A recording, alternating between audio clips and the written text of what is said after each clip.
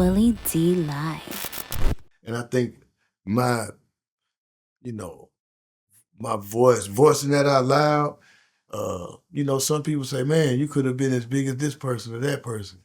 But I'm like, you know what? Where Gipp at, this is where I need to be.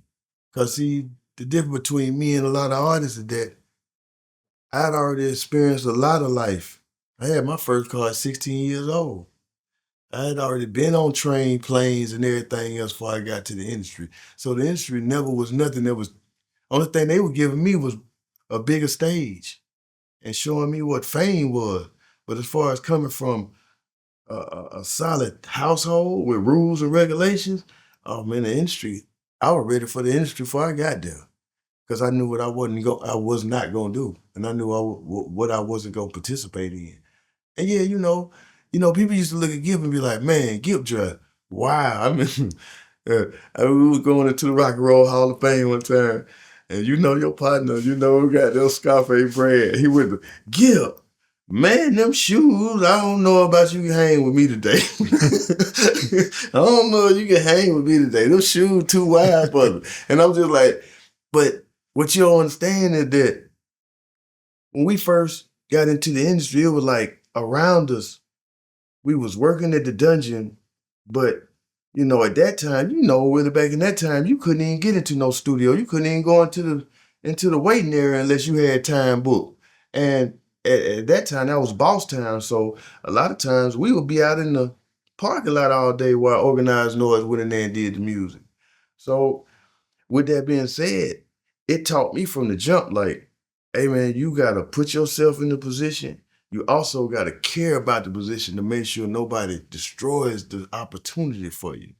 And one thing that we learned during those times, we would go to dark, and George Clinton was always there. So George Clinton would come back to the dungeon and he would see us and he would, like, y'all a weird bunch of fellas, man. Y'all.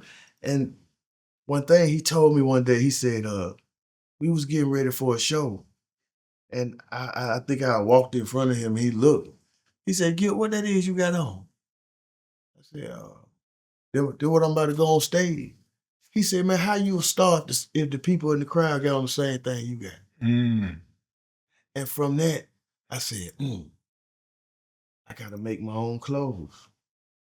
And I remember the first time I did it at a music conference in Nashville. And it was Arista and the premier record companies was Bad Boy and LaFace. And I remember it was all of the Dungeon family and with all the Bad Boy and Puffy them.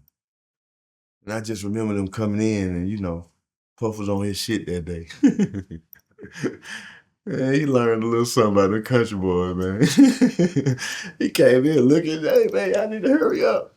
And I remember everybody just looking like, what that Gipp got on, man? And I said, you might not understand my Southern dialect because I talk a certain way, but you gonna remember what I look like when I leave. And George Clinton said, Gipp here, when you make music, your clothes supposed to look like the music. So when you always saw Gipp, I always tried to make my clothes look like the music. Mm. What's interesting is George Clinton. You got to be weird if George Clinton called you weird. Because George had no problem standing out, like, doing something that was totally unconventional. Weird in a good way, He's always been that type of dude. Even to this day, George Clinton is like that.